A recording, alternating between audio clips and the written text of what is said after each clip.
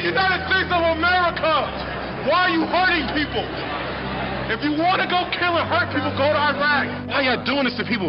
Y'all walk around in riot gear like this is a war. I saw them beating people, people that had nothing to do with anything, just grabbing people out the crowd. There's no honor in that. My mom, my father, everybody has served in Iraq, Afghanistan. Well, I did 14 months in Iraq. My father was in Afghanistan. My mother did a year in Iraq. We fought for this country. I don't come home. I'm in New York City. I am from New York City, and these cops are hurting people that I fought to protect. There's no reason for this. There's no honor in hurting unarmed civilians, and I won't let it happen. Have a good night. I served with Kilo Company, 3rd Battalion, 8th Marines as an automatic machine gunner. There's a term, once a Marine, always a Marine, but there's also the term, eat the apple, F the Corps. I don't work for you no more. What sort of training did you have as a Marine? I mean, were you given cultural awareness? This Republican-Democrat thing, all the world is a stage. Obama is a puppet. He reads the script, he's a teleprompter reader, that's his official job, he doesn't make any decisions. The powers that be that have the majority of power in this world are those that control the financial system. The financial crisis, engineered by these same criminals who are the ultimate fraudsters of the world. The Federal Reserve, the European Central Bank, those are the real string pullers, that's real power. War is out of control, and those who are destroying this world by fraud and deception is what's out of control. 9/11 was the false flag operation used to justify the invasion of Afghanistan. It is the ultimate deception, and it's done for a full spectrum dominance agenda, which is part of controlling this world by deception. And unless we as people stand up to these treasonous traitors and all of those people carrying out this stuff and the colluders, including the mass media and the politicians, we are going to continue to get this kind of deception. The individual is handicapped by coming face to face with a conspiracy so monstrous that he cannot believe it even exists.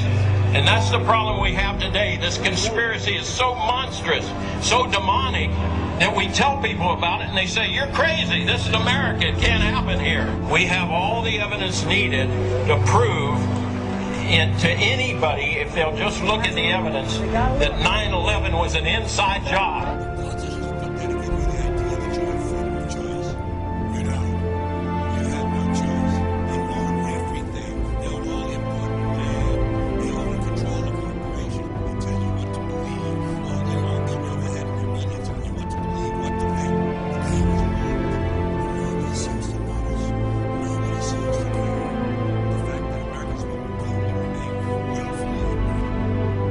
I wanted to fight in the war. I joined up, month out of training, I arrived in Baghdad, Iraq. We believed 9/11 was a lie. This is in 04. Every sort of service believed 9/11 was a lie. We thought the people would expose the lie, know the war's a lie, and bring us home. I'm outraged at what is going on. Again, they're using this idea of patriotism and honor. That's bullshit. This war is not about honor. This war is about profiteering. This war is about money. We're nothing but pawns being used for their political agendas.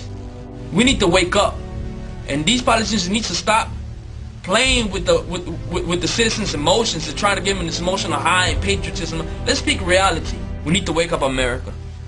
What you see with people is that they're desperate to hear what they want to hear. For people to say, oh no, these conspiracy theorists, they're all crazy, you know, they're all paranoid, it's not really going on, it's ridiculous, and this is done to protect you. This is done for you, you know, we're the government. This is why we're doing it. You know, watch the telly, there's a game on in a minute, and you'll be fine. And we're just going to build another concentration camp, okay? See you later. Take you to the FEMA camps being built by Halliburton right now to house 50 million Americans. They're building enough concentration camps in America. If we don't act now, we're going to lose all our rights.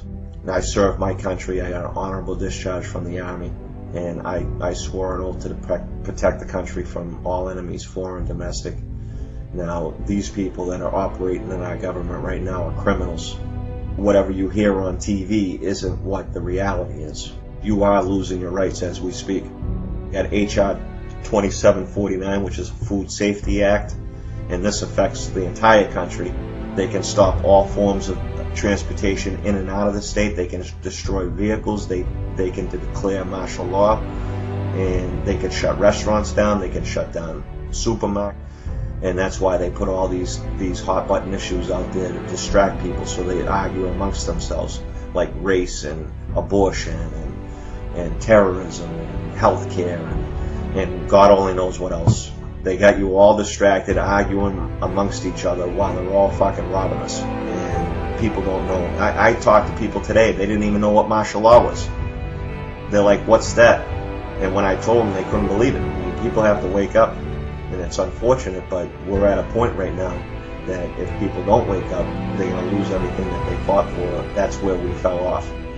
We were out watching football or basketball or baseball or going on the beach or talking on the internet or texting each other, whatever the case may be. The last nail is being driven into the coffin of the American Republic, yet Congress remains in total denial as our liberties are rapidly fading before our eyes.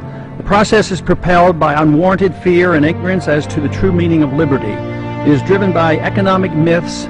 Who would have ever thought that the current generation and Congress would stand idly by and watch such a rapid disintegration of the American Republic, which is equivalent to granting dictatorial powers to the president.